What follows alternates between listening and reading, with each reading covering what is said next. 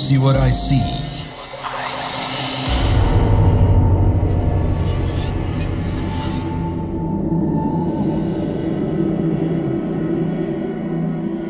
Assalamualaikum warahmatullahi wabarakatuh. Selamat malam, saya Sela. Saya akan menceritakan pengalaman pribadi saya di apartemen yang berhantu. Kejadian ini terjadi sekitar tahun 2015, beberapa tahun yang lalu. Saya tinggal di salah satu apartemen di Surabaya. Apartemen pertama sebenarnya masih satu area sih, cuman di tower yang pertama yang mau saya ceritakan. Apartemen ini saya pilih karena lokasinya bagus dan harganya murah. Pada saat itu saya tinggal sama dua orang teman saya, namanya Vanessa dan Alena. Waktu itu kita tinggal bertiga, dan 1 bulan pertama, 2 bulan pertama nggak ada apa-apa. Saya nggak ngerasa apa-apa, saya tidak terganggu apa-apa sampai suatu hari, karena pekerjaan saya yang mengharuskan saya harus sering-sering keluar kota. Begitu juga dengan dua orang teman saya. Suatu hari pokoknya saya harus keluar kota mendadak. Saya ingat banget waktu itu hari Kamis malam Jumat. Saya berangkat keluar kota, dan di apartemen itu cuman tinggal satu teman saya yang namanya Alena, karena pada saat itu Vanessa juga lebih dulu berangkat keluar kota. Jadi satu apartemen diisi sama 3 perempuan. Kejadian pertama, waktu itu malam Jumat, saya udah di perjalanan luar kota. Tiba-tiba Alena itu telepon saya, dia bilang, "Sela, kuncinya kamu ganti?" Enggak kok, aku nggak ganti kunci. Kenapa emang? Ini kok nggak bisa dikunci ya dari luar? Aku mau keluar nih beli makan, dia gitu. Terus aku, masa sih aku bisa kok? Aku tadi tuh karena gini, satu kamar kita punya masing-masing punya kunci sendiri-sendiri gitu loh. Jadi mungkin Alena pikir kalau aku ngeganti kunci, padahal enggak. Terus saya sampai coba video call, ternyata dicoba waktu video call. Emang bener dimasukin itu nggak bisa. Itu kejadian pertama. Terus aku bilang sama Alena, ya udah ntar aja tunggu aku balik siapa tahu pakai kunciku bisa. Udah, akhirnya dia nggak jadi keluar. Udah deh tuh hari Jumat, dia tidak ada cerita apa-apa sampai akhirnya Sabtu pagi aku udah balik ke Surabaya. Dan aku cek tuh, oh iya bener, ternyata nggak bisa dikunci dari luar, tapi dikunci dari dalam bisa.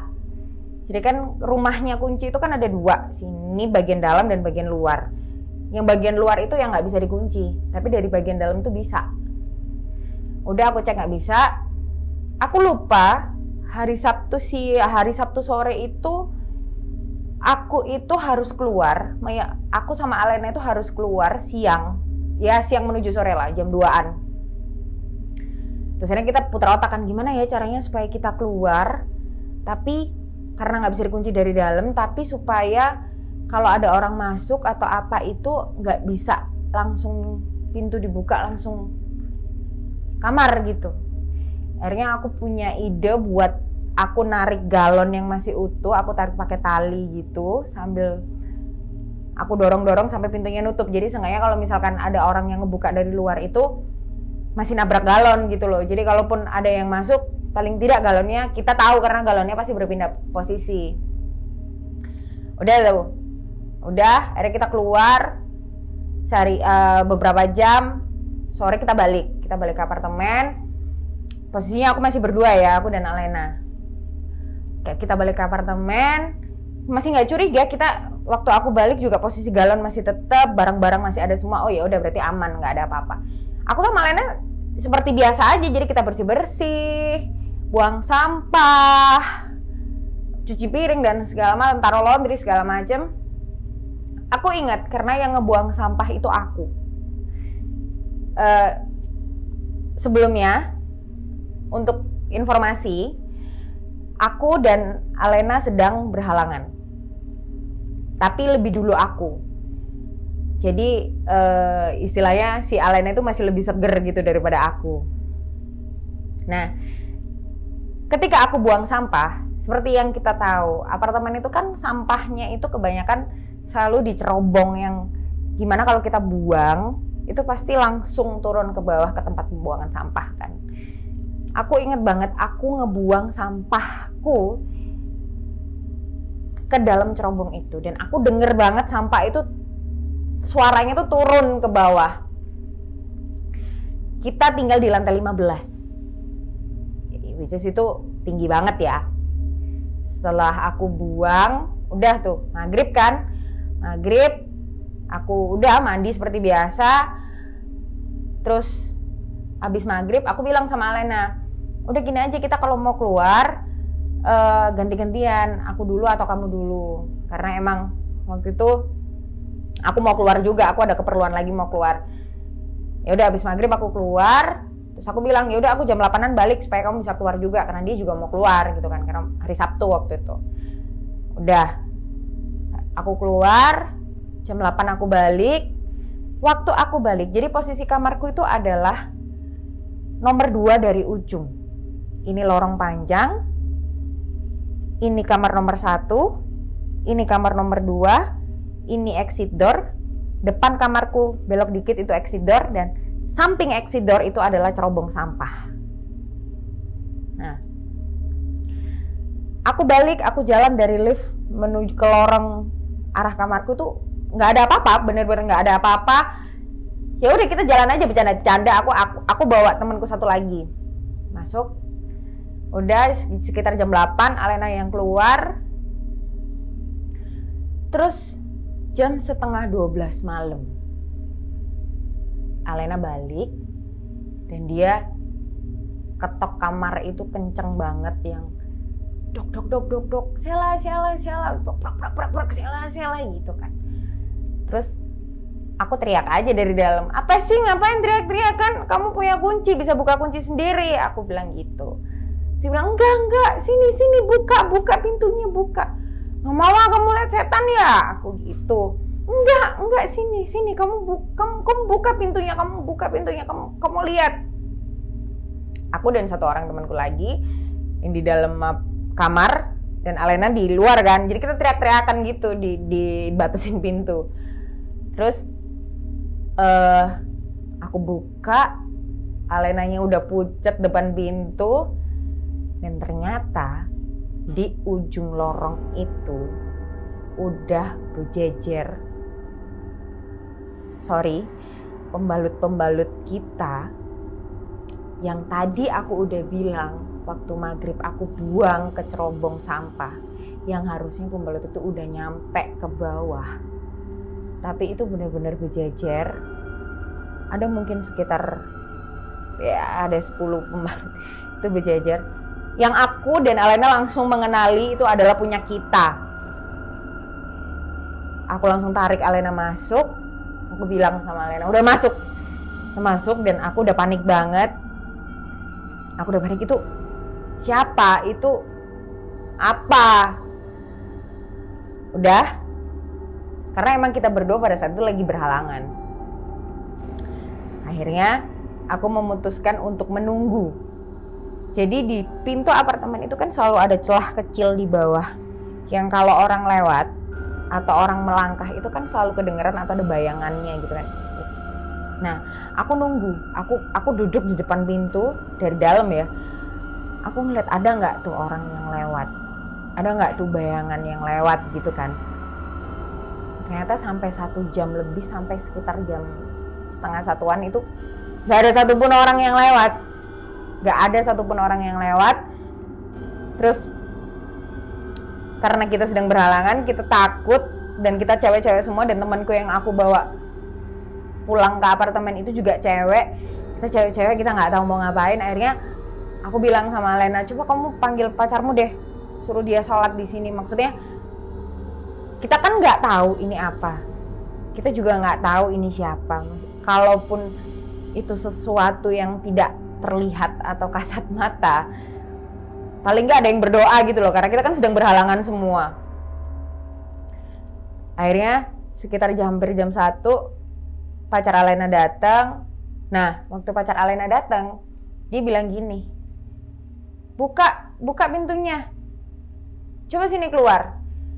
Akhirnya kita memberanikan diri buat keluar, dan waktu kita keluar, aku udah ngomong sih sama Alena, udah deh, ntar kalau pacarmu datang kita bersihin.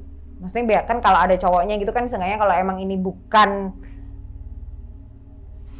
yang tidak terlihat itu, seenggaknya kalau memang orang jahat atau apa, ada cowok gitu loh, ada yang ngebantuin kita gitu kan.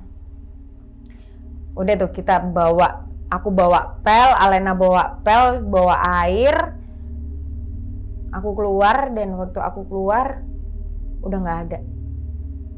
Jadi kalau digambarin itu di ujung lorong itu si pembalut-pembalut yang dijejer itu tadi udah nggak ada.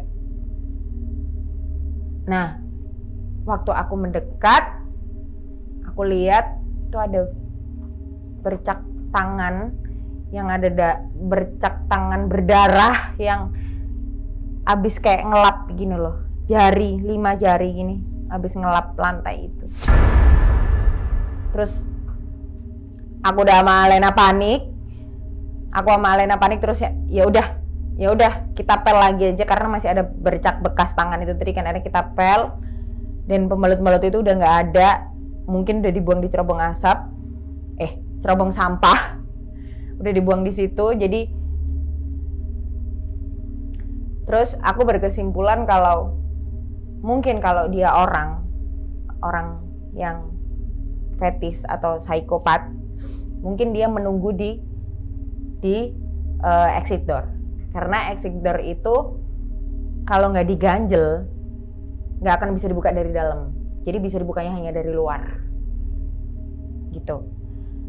Mungkin itu hanya pikiranku sih. Akhirnya setelah itu besoknya, karena kita semalaman nggak bisa tidur kan, besoknya aku sama Lena memutuskan oke, kita nggak boleh keluar sendiri-sendiri. Kalau satu keluar, semua keluar bareng. Itu hari Minggu pagi, aku memutuskan untuk tidak keluar apartemen sama sekali. Kita hanya keluar untuk turun ke bawah, ke minimarket atau mungkin ke ATM gitu, tapi kita berdua. Nah, hari Minggu itu adalah jadwal biasanya kita panggil mbak yang biasa buat bersih-bersih gitu kan. Aku memutuskan untuk membongkar apartemenku hari itu. Jadi mumpung ada yang bantuin kan, jadi aku, Alena, dan mbak ini kita bongkar apartemen, kita bersih-bersih. Maksudnya aku masih berpikiran kalau itu adalah orang yang fetis atau psycho. Jadi kemungkinan terburuk itu pasti ada kan, karena aku sempat meninggalkan apartemen itu dalam keadaan kosong dan tidak terkunci dari luar. Nah, ketika aku membongkar, nggak tahu kenapa ya, emang feelingku atau gimana. Jadi atap apartemen itu kan bisa ada yang lubang yang bisa buat lubang udara gitu kan, yang bisa diangkat gini. Jadi waktu diangkat gini di kamar mandi, jadi waktu itu ada 2 yang lubang di kamar mandi dan di atas kitchen.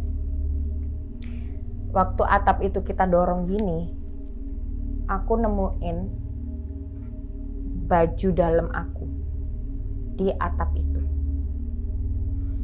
Itu yang pertama. Dan yang kedua, aku nemuin baju tidur Alena di atap yang kitchen itu.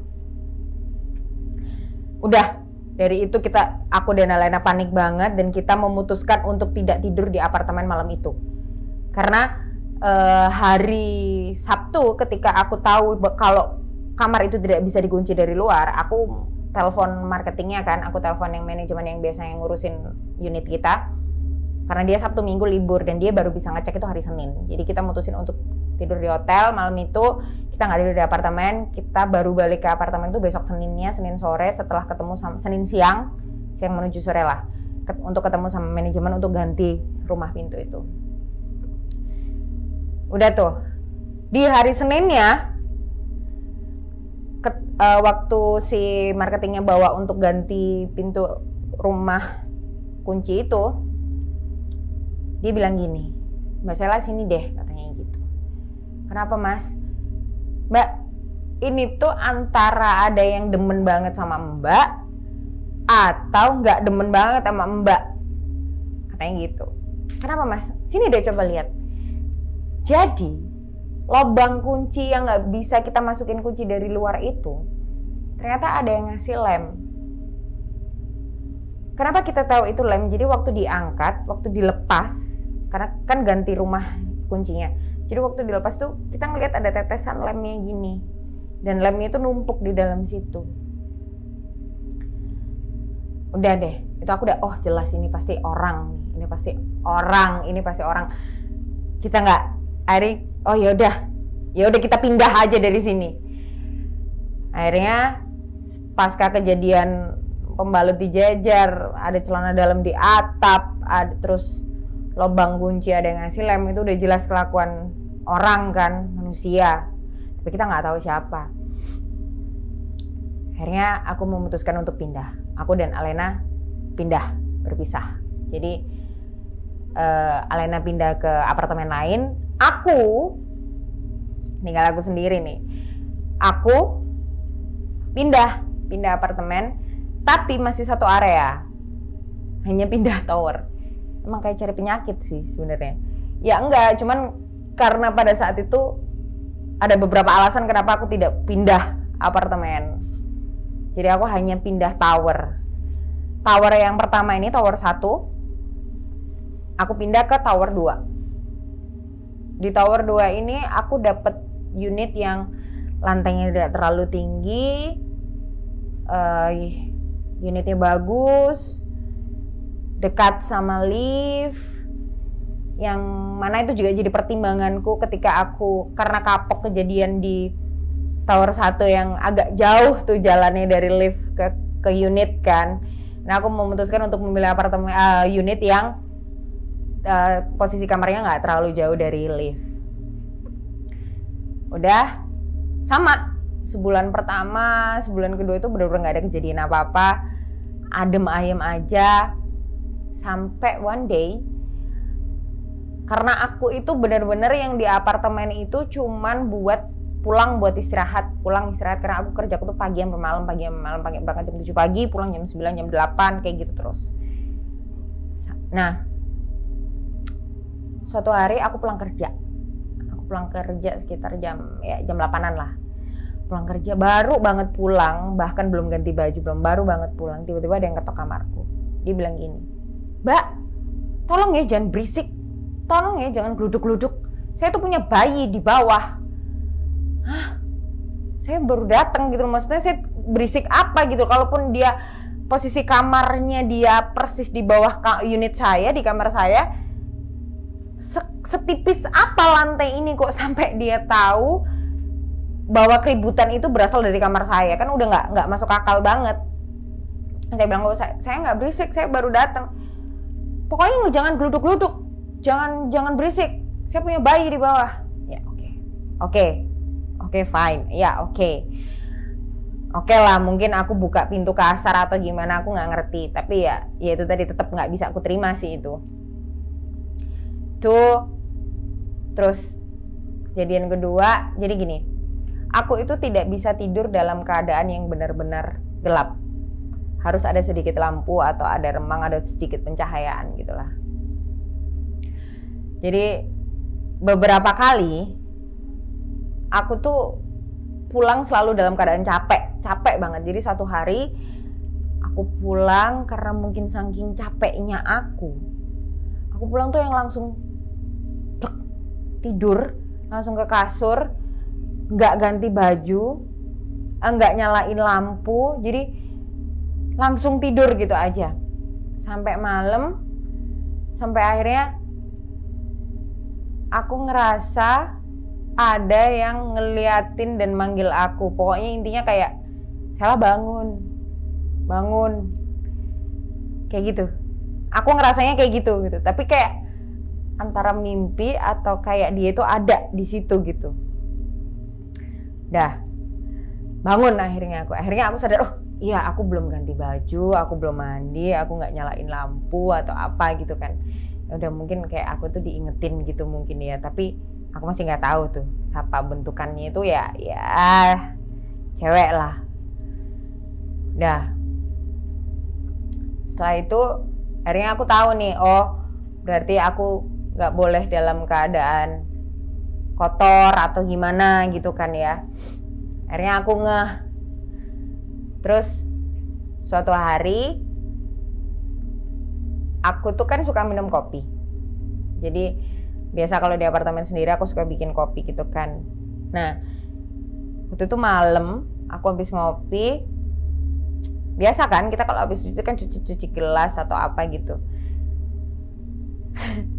Jadi malam itu aku mencuci bersih semua cucian gelas-gelas itu.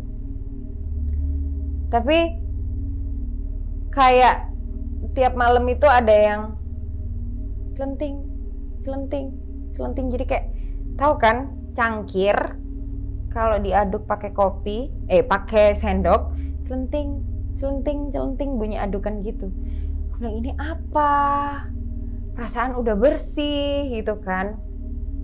Oke, aku coba besok malamnya. Ini aku sebenarnya asal aja sih, asal menebak. Besok malamnya aku coba tuh, aku abis minum kopi, nggak aku cuci gelasnya, aku biarin di wastafel, aku sisain 1 gelas, nggak ada bunyinya, nggak ada tuh yang ganggu bangunin aku tengah malam sama celenting atau apalah itu, nggak ada. Dari situ aku paham, oh mungkin dia yang di sini ini nggak suka tuh kalau ada gelas yang terlalu bersih atau gimana. Udah tuh. Nah, suatu hari aku tuh kan suka manggil teman-temanku buat nginep bareng gitu kan sama aku. Aku ada satu teman aku namanya Manda. Dia aku panggil, dia nginep gitu kan di apartemenku. Terus ya biasa kita habis masak-masak, kita habis ngopi dan segala macam. Nah, otomatis dia itu kan mungkin karena biasa ya kalau di rumah orang cuci piring atau apa gitu. Aku udah bilang sebenarnya sama dia, jangan dicuci semua, nggak usah dicuci semua, biarin aja, aku bilang gitu kan. Nggak enak risih, dia bilang gitu.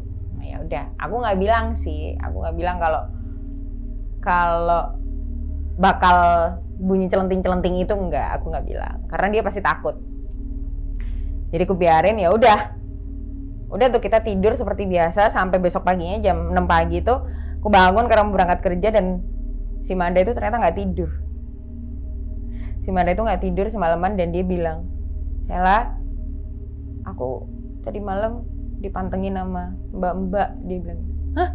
Dipantengin gimana? Iya, dia berdiri di situ. Jadi dari pintu masuk itu kan dapur, kayak ada pintu slide-nya gitu. Itu biasanya aku buka kan. Nah katanya si mbaknya itu berdiri di antara pintu situ, ngeliatin dia tidur di sebelahku gitu, ngeliatin dia tidur di kasur.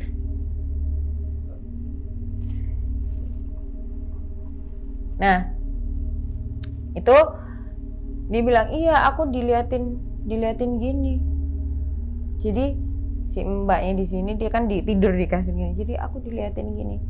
Nah itu tuh akhirnya aku baru cerita, oh iya itu gara-gara kamu semalam cuci gelas kali. Soalnya emang beberapa kali aku di situ tuh di kamar itu selalu menyisakan 1 gelas. Kalau nggak gitu dia emang suka celentingin gelas.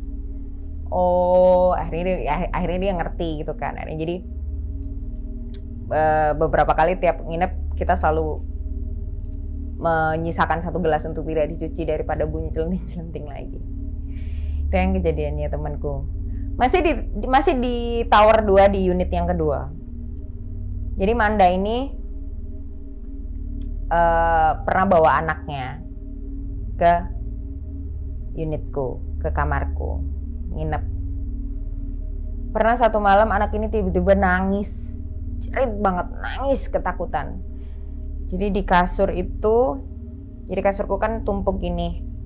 Di kasur atas itu si Manda sama anaknya, aku di kasur bawah. Jadi ketika anak itu nangis, aku ini di pikiranku aku ini sedang tidur, tapi aku ini kayak tahu gitu loh kalau ada cewek yang kayak nunjukin kalau dia itu mau main sama anak kecil ini gitu. Tapi aku tuh kayak sadar nggak sadar gitu loh. Tapi aku denger anak ini nangis. Jadi aku denger si Manda ini kayak berusaha menenangkan anaknya gitu kan. Terus akhirnya sampai si Manda itu baru nampol kaki gitu. Sela anakku nangis dia gitu. Baru aku tuh kayak nah gitu kayak dihipnotis. Jadi kayak sadar gitu langsung. Udah, terus ini anaknya tak gendong. Terus aku bilang udah nggak apa-apa. Akhirnya anaknya diem. Udah.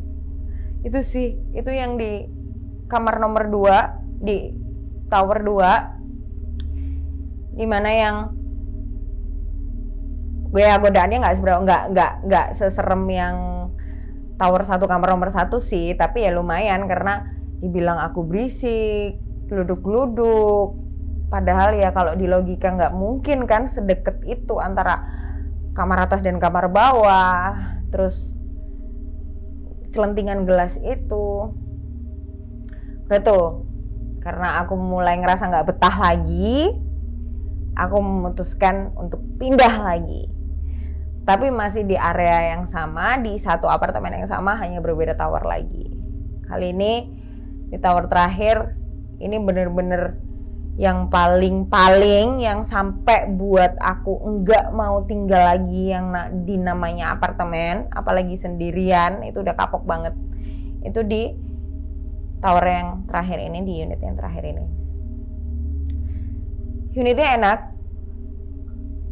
Unitnya enak, sama, tidak jauh dari lift.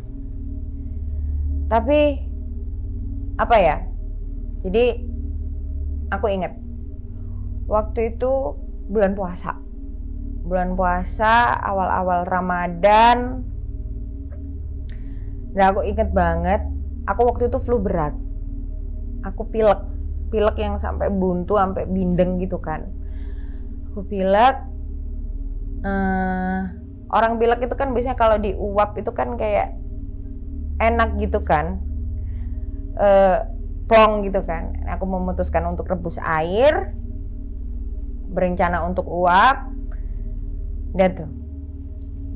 Jadi air mendidih yang masih di dalam baskom, yang mau buat aku uap, aku bawa itu baskom. Jadi aku taruh di meja lipat gitu kan, di meja bawah gitu. Belum sampai aku duduk, air di baskom itu tumpah di kakiku.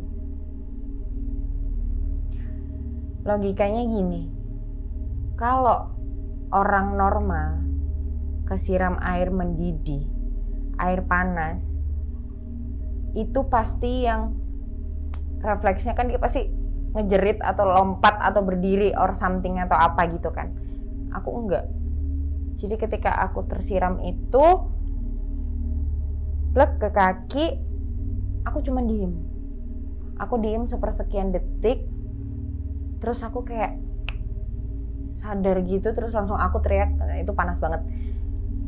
Nah, itu bener-bener bikin kakiku luka bakar 10%. Aku sampai gak bisa jalan, sampai diperban, sampai duduk di kursi roda. Nah, itu udah deh. Itu tuh yang terakhir. Akhirnya aku ke dokter, yang dokternya bilang ini agak lama penyembuhannya dan segala macam. Akhirnya mamaku tuh dateng, adikku dateng ke apartemen, dia bilang kalau Sela, kayak ini kamu ada sesuatu deh. Maksudnya kayak kejadian ini tuh berturut-turut gitu loh dalam 1 tahun. Di dalam 1 tahun yang sama, aku mengalami kejadian-kejadian yang buruk lah ya. Mulai dari yang aku diteror sama pembalut, sama entah itu manusia atau bukan. Terus digoda mbak yang di dalam kamar itu, yang dia gak mau pergi itu. Terus yang terakhir, aku kesiram air panas gak sadar. Itu, jadi kesiram air panasnya itu kayak bukan kesiram, kayak bukan ketumpahan, tapi kayak aku menyiram diriku sendiri. Yang aku tidak sadar. Nah, akhirnya dari situ keluargaku mutusin buat udah deh Sela diruqyah aja gitu kan. Kita bawa ke Pak Ustadz gitu kan, mungkin ini ada apa atau apa gitu kan, nggak ngerti. Akhirnya udah deh, itu kita sekeluarga berangkat, kita ruqyah, didoain dan segala macam.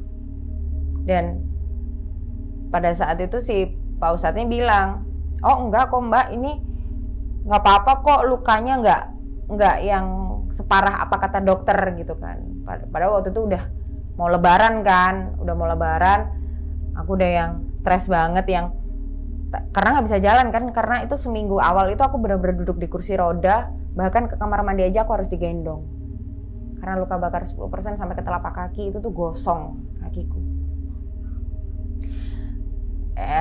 Setelah ruqyah itu terus ya ustadznya bilang kalau apa ya bahasanya ya, kalau ada yang makhluk-makhluk yang menempel di diriku ini yang suka sama aku, yang berusaha untuk mengendalikan aku, berusaha kayak yang terakhir ini ingin menyakiti aku mungkin, sampai akhirnya ketika aku menyiram diriku sendiri dengan air panas itu aku nggak sadar dan segala macem. Itu sih. Terus akhirnya benar kata Pak Ustadz bilang kalau enggak kok, ini paling lebaran bisa jalan gitu, lebaran udah sembuh. Dan emang sih pada saat itu lebaran, karena aku sampai 2 kali ruqyah, karena yang pertama itu aku masih lemes gitu, kayak orang, kalau katanya orang sih kayak ketempelan gitu ya, tapi aku nggak ngerti itu tuh apa istilahnya, aku nggak ngerti. Pokoknya katanya gitu, jadi kayak masih kayak bukan sela gitu. Setelah ruqyah yang kedua itu aku mulai bisa berkomunikasi, kayak mulai, oh iya ini sakit, oh kakiku ini mulai ngeh gitu loh. Udah mulai seperti diriku tuh udah kayak udah balik lagi gitu. Udah, dan ternyata bener, lebaran aku bisa jalan. Padahal prediksi dokter aku akan sembuh itu sekitar hampir 6 bulan karena luka bakarnya itu sampai 10%. Dan itu lama banget. Karena bener-bener yang gosong, melepuh. Karena itu air mendidih. Gitu. Terus udah, setelah aku diruqyah 2 kali, aku udah mulai bisa diajak komunikasi dengan baik sama keluargaku. Akhirnya aku memutuskan untuk keluar dari apartemen, udah nggak boleh aku balik lagi, udah nggak mau, aku sendiri juga trauma, udah nggak mau lagi. Dan itu sih, makanya aku bilang jangan pernah tertarik sama harga murah, sewa murah di apartemen, itu belum tentu, siapa tahu berbonus orang psikopat mungkin, tetangga, atau hantu-hantu yang orang, makhluk-makhluk yang tidak terlihat itu mungkin. Sekian pengalaman pribadi saya. Assalamualaikum warahmatullahi wabarakatuh. Perlu difoto tak kakiku? Loh kan buat bukti. Iki lo, cek ketok iki lo, fotonan. Loh cek, beneran ini itu, biar Mr. Popo itu percaya. Yo. Kamu punya pengalaman horor? Kirim ceritamu ke podcast.ceritahoror@gmail.com.